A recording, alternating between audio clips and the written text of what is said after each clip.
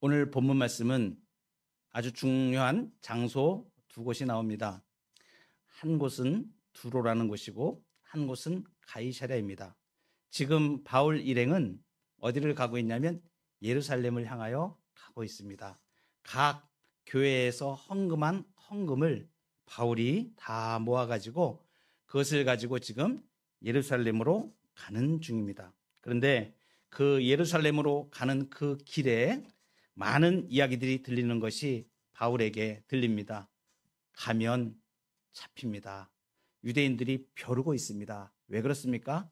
바울이 유대교에 열심이었던 사람이었고 기독교, 그리스도교를 예수를 믿는 사람들을 핍박하던 사람이었지 않습니까? 그런데 이 사람이 헷가닥 완전히 180도로 돌변하여서 유대교, 정통 유대교를 자기들이 생각하는 그 정통 유대교를 배반하고 예수 그리스도를 믿어야 된다고 그렇게 예수 그리스도의 사도로 돌아다니고 그렇게 전도하고 다니고 있는 사람이니 그 유대인들이 가만두겠습니까? 잡히기만 해봐라. 만나기만 해봐라. 벼르고 있는 것이죠. 그래서 이제 예루살렘에 가게 되면 바로 그러한 일을 당할 것이라는 그러한 아주 얘기들을 많이 듣습니다. 특별히 오늘 이제 3차 전도 여행을 마치고 예루살렘을 막 이제 앞두고 있는 두 곳에 가는데 이제 배를 타고 가다가 내린 곳이 지금 두로라는 곳입니다. 이 두로는 지금 팔레스타인 지도로 이렇게 보면 그 예루살렘에서 북쪽으로 있는 페니키아, 베니게라는 지역입니다. 두로와 시돈 지역이라고 우리 복음서에서 예수님이 많이 말씀을 하시는 바로 그 두로를 말합니다. 이 두로는 베니게 남부 주요 도시인데 어떠한 상태였냐면 스데반 집사님이 초대 예루살렘 교회의 7 집사님 중에 한 분입니다. 순교당하신 분입니다. 이분이 순교당할 때에 그때 예루살렘에서 제자들이 예루살렘을 피하여 다른 곳으로 이렇게 흩어지게 됐죠. 그때 바로 이 베니게까지 가면서 복음을 전하게 되는데 거기에 교회가 탄생한 것입니다. 그래서 이 제자들이 이렇게 흩어져서 예수님을 믿고 있는데 그 당시에 교인들은 그냥 대놓고 예수님을 믿을 수 있는 상황이 아니었습니다. 핍박이 굉장히 심하기 때문에 소리 소문 없이 숨어서 뭐 지하교회 형태로 이렇게 따로 모이고 이런 굉장히 부자연스럽게 신앙생활을 간신히 유지하고 있는 그런 상태였기 때문에 그 제자들을 찾는 데만도 시간이 많이 걸립니다. 바울 일행이 두로에 가서 특별히 예루살렘에서 흩어진 이 제자들을 두로에서 찾았다고 이렇게 표현하고 있는데 바로 이것이 그런 뜻입니다. 이제 아주 특별한 일이 여기서 일어나죠. 오늘 4절에 보면 제자들을 찾아 이렇게 말하죠. 바로 이 말씀입니다. 어렵게 믿는 사람들을 이렇게 다시 제자들을 찾게 된 것입니다. 거기서 이래를 머물더니 그 제자들이 성령의 감동으로 바울더러 예루살렘에 들어가지 말라 하더라 했습니다. 지금 오늘 본문에서 아주 뚜렷하게 강조해 주는 사실이 있는데 그것은 뭐냐면 두로든지 가이사랴 다음에 가는 그 지역인 가이사랴든지 어떤 일이 일어나면 바울이 예루살렘으로 가려고 그러는데 그걸 말리는 일이 일어나요. 핵심은 이것입니다. 바울더러 이 두로에 있는 제자들이 예루살렘에 가지 마세요 이렇게 얘기하는 거예요. 그런데 이 바울은 지금 에베소 교회의 장로들하고 고별 설교를 하고 왔듯이 성령의 매임을 받아서 예루살렘으로 갑니다 이렇게 얘기했지 않습니까? 그래 나는 지금 내가 예루살렘에 가는 것은 성령의 인도하심을 받아서 성령에 매여서 가는 거야. 지금 바울은 이렇게 이야기를 합니다. 그런데 여기 지금 두로에서 이 제자들은 예루살렘에 가지 마세요 이렇게 반대하는 것이죠. 그런데 놀랍게도 이 두로에 있는 제자들이 반대하는 근거를 오늘 말씀에서는 성령에 감동하여 그렇게 했다고 얘기합니다. 놀랍죠? 4절을 다시 한번 보시면 제자들을 찾아 거기서 이래를 머물더니 그 제자들이 성령의 감동으로 바울더러 예루살렘에 들어가지 말라 하더라. 그러니까 제자들은 성령을 통해서 이 바울이 예루살렘에 가면 위험에 처하게 될 것을 알게 된 겁니다. 그래서 바울이 예루살렘에 가지 않도록 설득하는 것입니다. 성령의 감동으로 알게 됐고 깨닫게 된 거예요. 그래서 권면하는 것입니다. 그러니까 두 가지가 지금 상충이 되는 것이죠. 바울은 성령의 감동이 되어서 예루살렘으로 가야 되는데 두로에 있는 제자들은 성령에 감동되어서 예루살렘행을 반대하고 있는 것입니다. 똑같이 성령께서 인도하시는 일입니다. 그런데 바울은 예루살렘에 가야 되는 결론을 가지고 있는 거고, 두로에 있는 제자들은 성령의 감동으로 가지 말아야 됩니다라는 결론을 가지고 있는 것입니다. 그런데 두로에서만이 아니에요. 이어지는 이제 다음 국면에 바로 이 바울 일행이 가이사랴의 빌립의 집에 머무르게 됩니다. 그때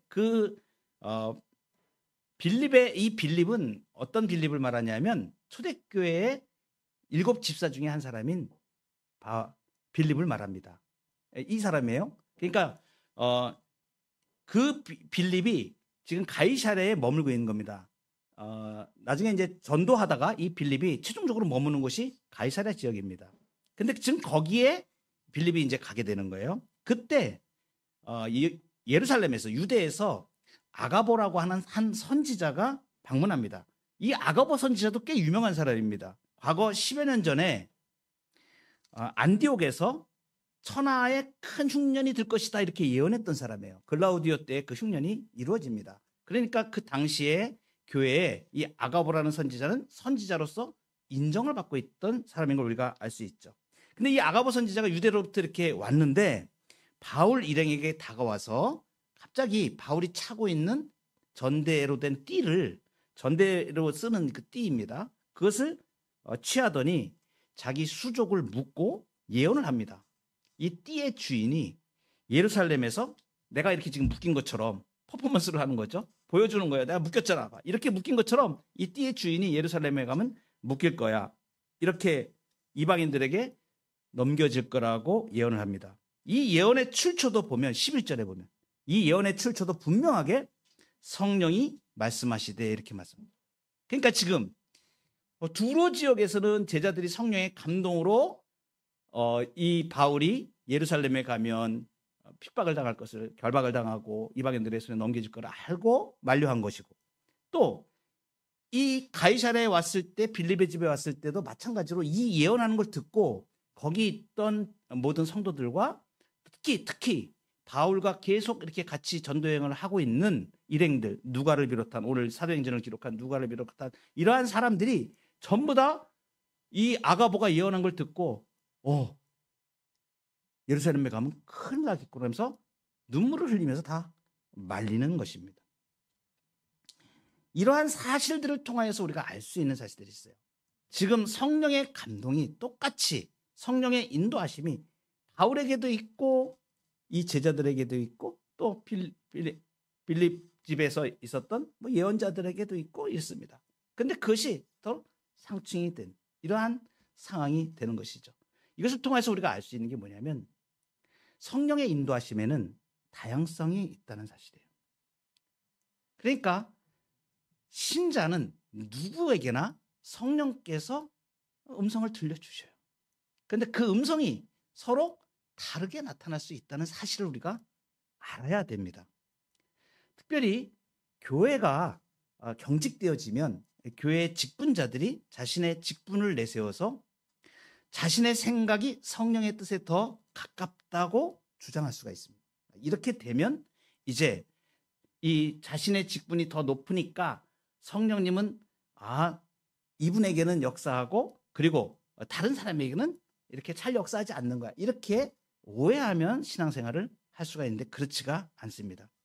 성령께서는 다양한 사람들을 통해서 말씀하신다는 사실을 알아야 합니다. 성령은 신자 누구에게나 그 심령 가운데 내주하십니다. 그래서 저마다 다양한 목소리를 낼 수 있습니다. 그래서 우리는 이런 생각을 해야 되는 거예요.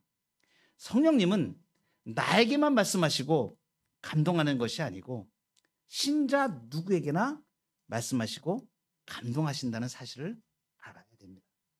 특히 교회에서 오래된 신앙생활을 하신 분일수록 수용성이 점점 적어지고 다른 사람의 말에 귀를 잘 기울이지 않을 수가 많이 있습니다. 특별히 저도 목회자로서 교회의 일들을 생각하면서 나아갈 때 그렇게 되지 않도록 하나님께서 내 귀를 열어주셔서 성도들과 소통을 잘하고 우리 성도님들이 성령의 인도하심을 따라서 이렇게 말씀하시는 것을 잘 파악하고 갈 수 있도록 그런 은혜를 항상 구하고 하는데, 바로 이와 같이 우리가 성령의 인도하심은 우리 신자들 누구에게나 성령께서 음성을 통해서 다양하게 역사하신다는 사실을 믿고 따를 수 있어야 됩니다.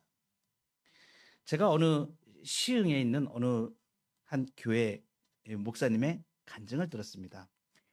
약 한 15년 정도 된 교회일 거예요. 약 한 15년 이 정도 된 교회인데, 초기에 개척을 할 때 이렇게 건물 상가를 임대도 못하고 그냥 집에서 개척을 시작하신 거예요. 그런데 뭐 집에서 예배를 드리니까 누가 이렇게 예배 잘 올 사람도 없고, 밖에 나가서 전도를 해도 집에서 예배 드리는데 잘 오질 않지 않습니까? 그래서 이 목사님하고 사모님이 집 주변에 있는데 아이들이 좀 놀이터에 많은 거예요. 그래서 아이들하고 이제 씨름을 하면서 너 우리 집에 와봐. 이래서 애들 데리고 와가지고 집에서 라면 먹이고 냉장고 열어서 과자 먹고 떡볶이 해 먹고 이러면서 교회를 이제 시작한 거예요. 그런 이제 하는데 얼마나 힘이 들겠어요? 이제 뭐 어른들은 없고 아이들만 몇 명 데리고, 근데 이 아이들 데리고 때 주일학교를 때 시작하면서 이렇게 이제 하는 겁니다. 교회를 하는 거. 몇 년이 지났는데 너무 힘든 겁니다. 이 목사님이. 그래서 도저히 이건 안 되겠다. 이 길은 아닌가? 하나님, 내가 이거 지금 접어야 됩니까? 이 교회를 지금 해야 됩니까?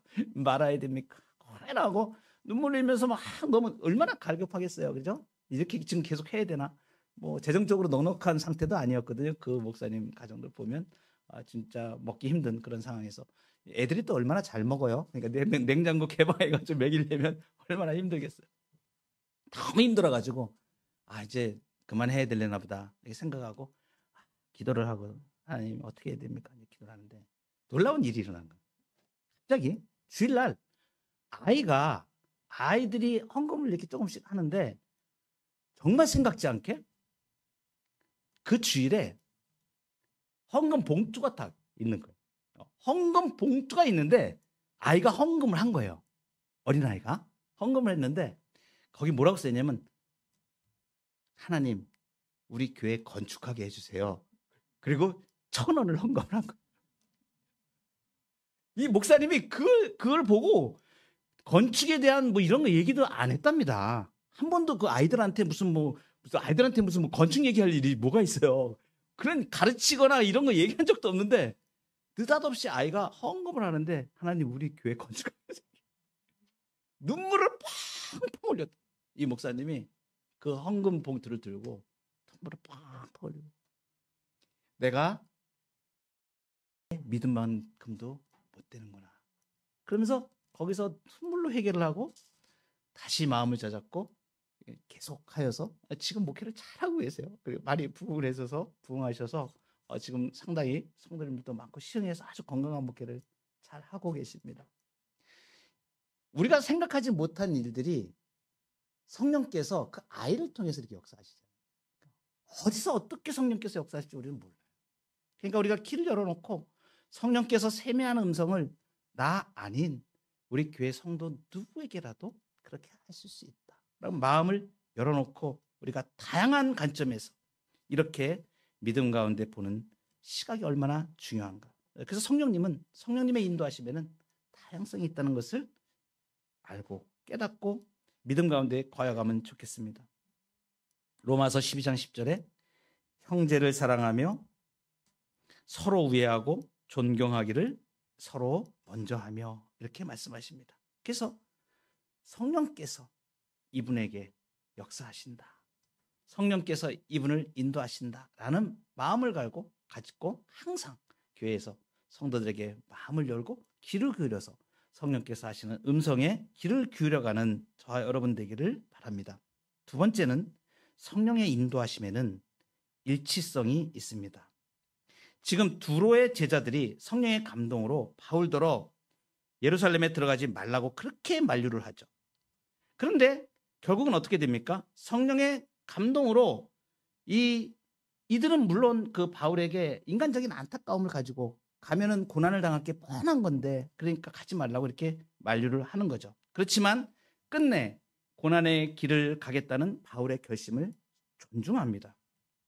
그래서 두로의 제자들은 성령의 인도하심 가운데 바울의 마음과 일치하게 됩니다. 아주 특별한 현상입니다. 이것은 우리가 교회에서 다양하게 성령께서 성도들에게 인도하시는 방법들이 다양하시지만 또 예수 그리스도 안에서 그것을 일치되게 이끌어 가시는, 그래서 예수님께서 그 지혜를 주시는 것이죠.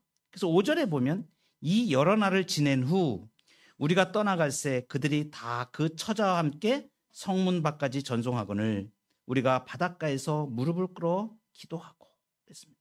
자, 이것은 뭐냐면 이제 바울이 예루살렘에 가는 것은 정말 주님의 뜻이구나라는 것을 인정을 하고 이제 온 마음으로 어린아이까지 처자까지 다 나와서 이제 환송을 하는데 바닷가 성문 밖까지 나와가지고 바닷가에서 무릎을 꿇어 기도하는 거예요. 얼마나 이 애절하고 간절합니까? 이 바울 일행을 환송하는 이 교회의 모습을 보면 너무 감동적으로 우리에게 묘사해 주고 있습니다. 이 얼마나 아름다운 연대인지 모릅니다. 또 가이사랴에서도 마찬가지입니다. 이 아가보 선지자의 예언이 있고 이러한 얘기가 있을 때에 바울이 13절에 보면 이 간곡한 부탁에도 이들이 눈물로 이렇게 만류했던 것을 기록해 주고 있습니다. 바울 역시 이 울면서 만류하는 그들을 보면서 가슴이 미어지죠.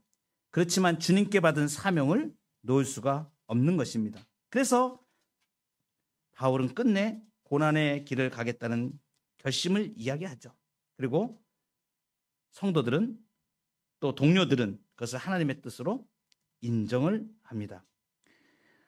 성령은 바울이 예루살렘에서 고난을 받을 것을 물론 계시하셨지만 분명한 것은 뭐냐면 바울이 그곳에 가지 못하도록 막으신 것은 아니시죠. 그래서 그들은 고난을 회피하지 않는 바울의 결정을 존중합니다. 성령이 신자 개인의 내주하심으로 저마다 다양한 목소리를 낼 수 있습니다. 그렇지만 성령의 인도하심을 받는 공동체는 가야 할 방향이 하나로 결정되면 한 마음으로 예수님의 이름을 위해서 순종해야 됩니다. 기준이 무엇일까요? 기준은 말씀과 성령으로 교회를 다스리시는 예수님이 기준입니다. 그래서 항상 우리가 어떠한 생각을 내어놓고 무엇인가를 이야기하고 서로 이러한 부분들은 교회에서 매우 중요합니다. 또 성령께서 주시는 은사를 따라서, 왜냐하면 각양 다양한 은사들이 있으십니다. 나는 사랑이 좀 많이 없는데 어떤 분은 사랑이 많으신 분이 있어요. 그러면 그분이 어떤 일을 결정할 때는 그 사랑의 가치를 가지고 예수님의 긍휼을 실현하는 쪽에 그러한 일들을 이렇게 말씀을 하실 수가 있습니다. 그러나 사랑의 은사가 조금 덜한 분은 그것을 다른 쪽의 각도에서 그것을 보고 접근할 수가 있습니다. 좀 의견이 좀 달라질 수가 있겠죠. 그런데 결국은 그러한 일들을 통하여서 성령께서는 조정하십니다. 우리가 기도하고 그리고 서로 존중하고 그러한 일들에 우리가 한 마음으로 예수님의 뜻이 어디에 있는지, 하나님의 뜻이 어디에 있는지를 살펴나가면 반드시 주님께서 그러한 일치성으로 나아가도록 교회를 이끌어 가십니다. 그래서 그러한 부분을 두려워하지 말아야 됩니다. 로마서 15장 5절 6절에 보면 이런 말씀이 있습니다. 이제 인내와 위로의 하나님이 너희로 그리스도 예수를 본받아 서로 뜻이 같게 하여 주사 한 마음과 한 입으로 하나님 곧 우리 주 예수 그리스도의 아버지께 영광을 돌리게 하려 하노라. 예수님이 무엇보다도 요한복음 17장에서 이제 고난을 받으시기 전에 마지막으로 간절히 기도하신 내용 중에 아주 중요한 내용이 이것입니다. 아버지께서 내 안에, 내가 아버지 안에 있는 것 같이 그들도 다 하나가 되어 우리 안에 있게 하사. 예수님의 기도입니다. 그래서 우리는 예수 그리스도 안에서 교회의 하나된 일치된 모습으로 반드시 나아갈 수 있습니다. 이 부분을 주님께서 은혜의 방편인 말씀과 성령으로 우리를 그렇게 이끌어 가신다는 사실을 믿고 서로 존중하며 주님께서 주시는 교회의 일치성을 위하여 함께 나아가는 저와 여러분 되기를 바랍니다. 마지막으로 예언도 막을 수 없는 사명입니다. 말씀을 묵상하다가 이거 참 놀라운 부분이구나 라는 말씀을, 왜 이렇게 두로와 가이사랴에서 왜 이렇게 그냥 바울이 사명을 따라 가는데 그냥 가도 아무 문제가 없는데 왜 이렇게 성령의 감동까지 하시면서 성령의 감동으로 만류하는 일이 이렇게 강력하게 일어났는가? 이 일이 무엇 때문에 지금 이것을 말씀해 주시는가? 이 말씀의 답을 찾아서 묵상하다가 굉장히 중요한 것을 제가 깨닫게 되었습니다. 특별히 가이사랴에 도착했을 때 거기에서 7 집사 중에 한 사람인 전도자 빌립의 집에 들어가서 머물게 됩니다. 그런데 우리가 성경을 읽다 보면 갑자기 이게 뭐 때문에 이렇게 이 말씀을 하시지? 라고 탁 부딪히는 부분이 있어요. 다소 이상하게 느껴지는 말씀이 있습니다. 그것이 9절입니다. 이 본문 9절에 보면 다소 이상한 내용을 소개를 합니다. 빌립을 소개하는데 전도자 빌립입니다. 그런데 뭐라고 소개하고 있냐면 9절에 보면 그에게 딸 넷이 있으니 처녀로 예언하는 자라. 이걸 뭐 때문에 지금 이렇게 말씀하시는?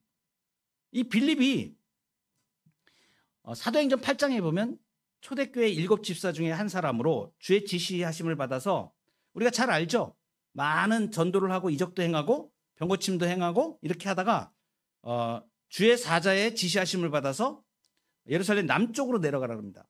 그래서 광야에 이릅니다. 거기에서 에디오피아 네시를 만나죠. 에디오피아 네시가 예루살렘에 왔다가 에디오피아 여왕 간다게의 모든 국고를 맡은 네시입니다. 돌아가고 있는데 그때 그가 수레에서 이사야의 글을 읽고 있었는데 도무지 그 뜻을 알지 못하고 또 이게 누구를 말하는지 예수님에 대한 내용을 읽다가 몰랐는데 그때 빌립을 만나죠. 빌립이 바로 이 사람입니다. 그때 그 에디오피아 여왕 간다게의 네시 국고를 맡은 그 네시를 전도를 하죠. 그리고 그가 바로 예수님을 영접하고 그 자리에서 세례를 받고 그리고 나서 이제 11장에 보면 이 빌립이 떠나는 장면이 딱 나옵니다. 그리고 마지막으로 이제 가는 곳이 어디냐면 가이사랴예요.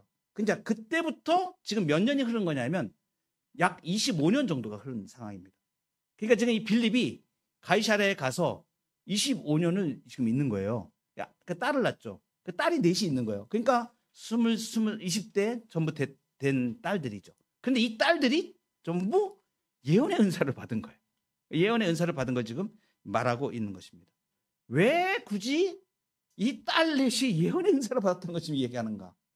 이거는 뭐냐면 이어지는 다음 성령께서 말씀하시는 그 내용을 보면 왜 그랬는지가 드러나요. 그러면서 바로 이어서 이 말씀하시는 부분이 뭐냐면 유대에서 아가보라는 사람이 선지자가 지금 이 빌립의 집에 왔다고 딱 이어가고 있습니다.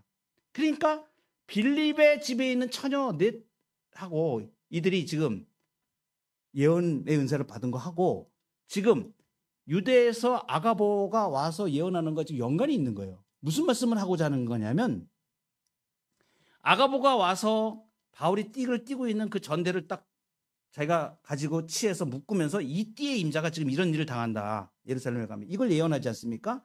이건 무엇을 말하냐면 거기에 있던 예언의 은사를 받은 빌립의 딸 넷도 전부 다 그 사실을 인정했다는 것을 말하는 거예요. 지금 이것을 확증하기 위해서 빌립의 넷 딸이 예언의 은사를 받은 자라고 말하고 있는 거예요.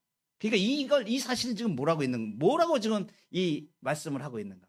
이 성경 말씀이 지금 크게 계속 강조해서 우리한테 지금 말씀하는 거야.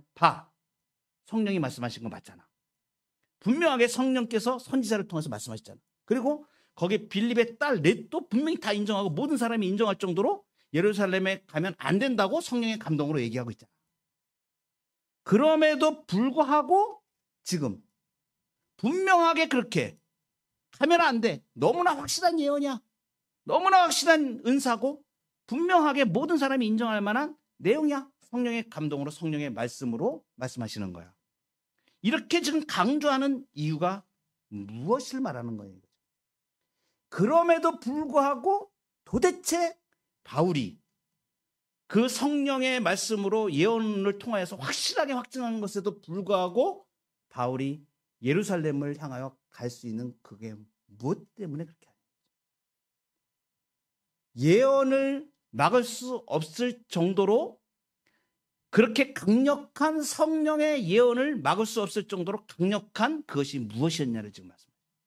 그것이 무엇이에요? 사명입니다. 그래서 예언으로도 막을 수 없는 사명인 것입니다. 바울이 뭐라고 대답합니까? 13절에 바울이 대답하되 여러분이 어찌하여 울어 내 마음을 상하게 하느냐. 나는 주 예수의 이름을 위하여 결박당할 뿐 아니라 예루살렘에서 죽을 것도 각오하였노라. 결국 눈물로 만류하던 이 모든 동료들 바울의 결심 앞에 주의 뜻대로 이루어지이다. 절대적으로 옳은 것은 주님의 뜻입니다라고 인정하는 거예요. 저는 말씀을 묵상하다가 이렇게 강력한, 보통 우리가 만약에 바울처럼 이런 상황이 됐다면 우리 어떻게 결정할 것 같아요? 너무나 뚜렷하잖아요. 성령님이 말씀하신 게 너무 뚜렷하잖아요. 거기 있던 예언 은사를 받은 빌립의 딸들도 다 인정하지 않습니까? 모든 사람들이 다 그러잖아요. 그러면 어떻게 생각할 만해요? 그래, 그러면 내 뜻을 접어야 되는 거, 이렇게 생각할 만하잖아요. 바로 이 말씀이 무슨 말이에요? 예언도 막을 수 없는 그것이 무엇인가? 저는 이 말씀을 묵상하다가 사도행전 20장 22절 사도 바울이 에베소 장로들에게 말한 이 말씀이 이거였구나라고 제가 알게 됐습니다. 보라, 이제 나는 성령에 매여 예루살렘으로 가는데 거기서 무슨 일을 당할는지 나는 알지 못하노라.